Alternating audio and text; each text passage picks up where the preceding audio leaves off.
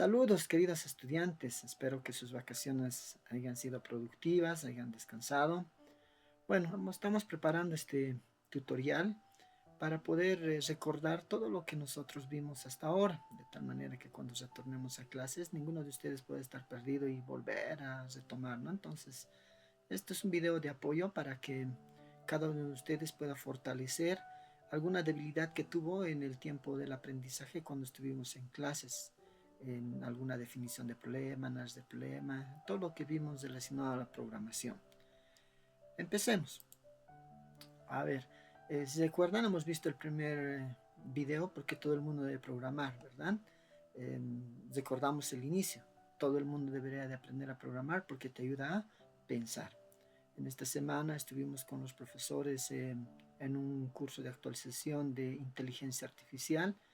Realmente pude notar que es tan necesario la programación, es tan necesario manejar estas herramientas que realmente el futuro es esto, programación, jóvenes. Así que les animo a que puedan otra vez a animarse, motivarse a poder seguir desarrollando su lógica, trabajando en un aspecto más creativo en relación a la programación, ¿ya? Vimos también con ustedes qué es programación, ¿no? Programación, ahí tienen un ejemplito de cómo puedo yo calcular, por ejemplo, el área de un triángulo, el perímetro. Hemos hecho problemas en programación relacionados a áreas, perímetros. También hemos visto problemas matemáticos, cuadrados. Hemos visto sumas de números. Hemos hecho también conversiones. Y bueno, una infinidad de, ¿qué les digo?, de algoritmos. La programación es eso, queridos jóvenes, ¿no? La programación es en informática como la herramienta que les sirve para resolver problemas, ¿no? Desarrollando, por supuesto, algoritmos, ¿no? Y lo que hicimos en clases y lo que estamos haciendo en clases, ¿no? Todo ese proceso de crear un programa se llama programación. Programación. También vimos con ustedes lo que es un programa, ¿no? Es un conjunto de instrucciones y precisamente eso es lo que ya vamos a entrar a ver en el C++. Vamos a manejar el lenguaje del C++ y si ustedes observan acá, esta línea de instrucciones del famoso Hola Mundo, que si recuerdan algunos lo hicimos también en el PCInt, pero esto ya está hecho en un lenguaje de programación, ¿no? Entonces, un programa es un conjunto de instrucciones escritos en un lenguaje de programación que resuelve un problema definido, ¿no? Ese es un lenguaje de programación. Ese es un programa también que nosotros podemos ver. A continuación ahí les mando el primer ejemplito que lo vamos a hacer muy pronto cuando retornemos a clases, ¿ya? También vimos con ustedes la metodología. Les he indicado que necesitamos jóvenes ser ordenados y aprender un método para la solución del problema. Empezamos por definir el problema, el análisis del problema, diseño de algoritmo y codificación. Con ustedes ya estamos entrando a esta etapa, ¿no? Con cada uno de ustedes estamos entrando ya a la codificación. Sin embargo, veremos qué entendemos por definir el problema, ¿no? El problema estamos utilizando, por si acaso, las diapositivas que ustedes ven están realizados en Prezi, ¿no? Si alguno se anima en un momento manejar esta presentación, es muy buena el Prezi, ¿no? El Prezi, que es un programita y una herramienta muy buena en línea. Bien, definición del problema. Hemos entendido que definición del problema, tengo que partir del enunciado de mi problema, ver si entiendo el problema, el tipo de problema y si la computadora puede solucionar. Un ejemplito así sencillo: realizar un programa que sume dos números enteros. Solución: entiendo el problema. Creo que todos nosotros en algún momento hemos sumado números, ¿verdad? Y traigo a memoria el video tutorial cuando se le preguntó a Bill Gates, le dijeron qué se requiere para aprender a programar. Y él respondía: sabes sumar, restar y multiplicar. Sí, estás preparado para programar. Y bueno, eso es lo que estamos viendo ahora, ¿no? Sabemos sumar. Entiendo, sé que sumar, sí. ¿Qué tipo de problema es? Matemático, específicamente una suma. ¿La computadora puede solucionar? Por supuesto que puede solucionar, y eso es lo que vamos a ver más adelante también. Recordarles que tenemos que nosotros ver a la computadora como una terminal tonta, como una computadora que no sabe sumar, restar, multiplicar, no sabe hacer nada. Nosotros tenemos que enseñarle a esta computadora a pensar, a sumar, a restar, a multiplicar, a dividir y bueno, y más adelante a hacer soluciones de problemas demasiado profundos, grandes, diría hasta sistemas en un futuro, ¿no? Cuando ya opten por ahí alguien a la carrera de ingeniería de sistemas, por ejemplo. También vimos lo que es el análisis del problema, ¿no? El análisis, ¿no?, del problema es la siguiente etapa. Una vez que entiendo el problema, ya de qué se trata, voy a profundizar y voy a empezar a ver el análisis del problema. Para hacer un buen análisis del problema, y esta es la parte medular, queridos estudiantes, ¿no?, la parte importante que algunos nos saltamos directamente, queremos sentarnos en la computadora y empezar a escribir código, cuando es importante que nosotros hagamos un buen análisis de nuestro problema. Ya entendimos el problema, ya sé de qué se trata el problema, ahora se trata de ver el análisis más profundo. Y cuando hago y hablo de un análisis, tengo que ver, ¿no?, las variables de entrada, por ejemplo, el proceso y la salida.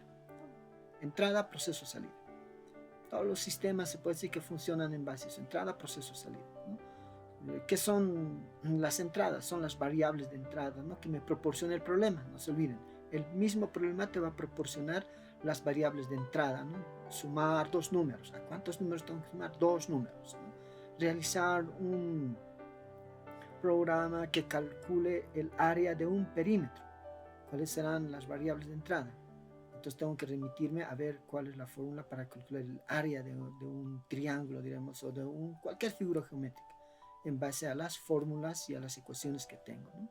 Si, por ejemplo, les digo realizar un programa que ingrese una cantidad en metros, calcular su equivalente en centímetros y en milímetros. Mi variable de entrada son metros. ¿Cuántos metros? Una. Voy a tener una sola variable de entrada. A eso se refiere las variables de entrada, que lo vimos, ¿no? Lo hemos trabajado bastante en esto.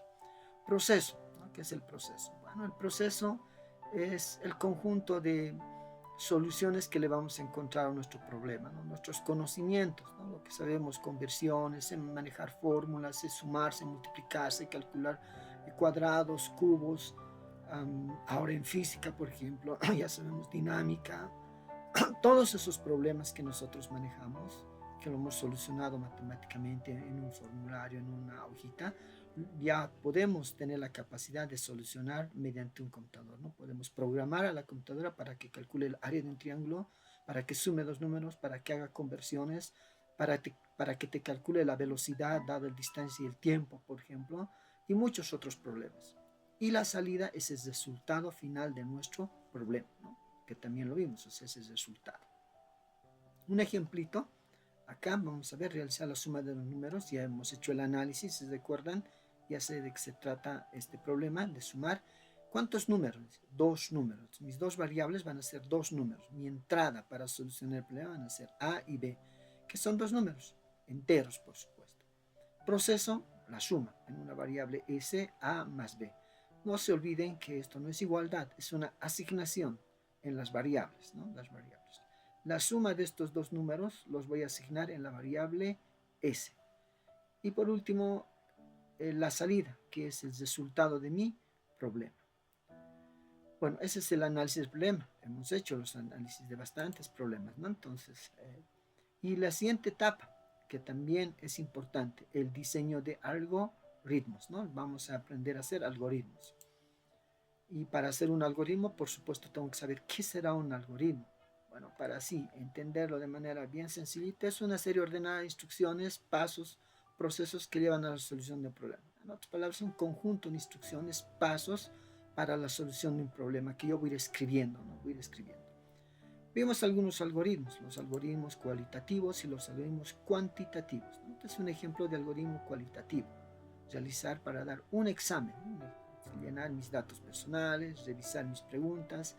Hemos visto las características de los algoritmos. Tienen que ser precisos, claros, tienen un inicio, un fin, no tienen un inicio y un fin. Los pasos tienen que ser lo más claros y precisos posibles, ¿no? Algoritmos cualitativos. Hemos visto también los algoritmos cuantitativos, ¿no? Este es otro ejemplo de un algoritmo, por ejemplo, perdón la redundancia, pero que sirve para salir de la sala de informática, ¿no? ¿Cómo puedo salir desde el lugar donde me encuentro o de la ubicación, ¿no? Esto un poquito para que tengamos idea de cómo funciona, por ejemplo, un robot, ¿no? Un robot tienes que darles órdenes específicas. El robot no sabe qué es izquierda, qué es derecha, no sabe qué es levantarse, no sabe qué es caminar, nada. Yo tengo que brindarle todas las instrucciones a este robot para que realice esta tarea, ¿no? Entonces, tengo que ver eso, no sabe. Así como les indiqué hace tiempo, las computadoras no saben sumar. Nosotros tenemos que enseñarle a sumar. Es potencialmente poderosa la máquina, pero nosotros tenemos que enseñarle a esta máquina, a este dispositivo a pensar igual con un robot, ¿ya? También vimos lo que son los diagramas de flujo de datos, ¿no? Habíamos visto que un diagrama de flujo de datos es la representación gráfica de un algoritmo. Mediante un diagrama de flujo de datos y mediante estas figuras yo voy a representar mis algoritmos, ¿no? Mis algoritmos. Y eso es lo que vimos y los puedo hablar en la parte teórica. En el próximo video que realicemos y que les voy a pasar para recordar, vamos a ver cómo hacemos nuestros diagramas de flujo de datos de un par de problemas y cómo estos diagramas de flujo de datos los convertimos en un pseudocódigo escritos ya en PCInt. Y justamente ahí hemos quedado, ¿verdad? Retornando clases, les aseguro, vamos a manejar el PCInt con más trabajo, vamos a hacer en modo celular, en el laboratorio y bueno, tenemos muchas cosas más que aprender, jóvenes. Dios los bendiga y vamos adelante.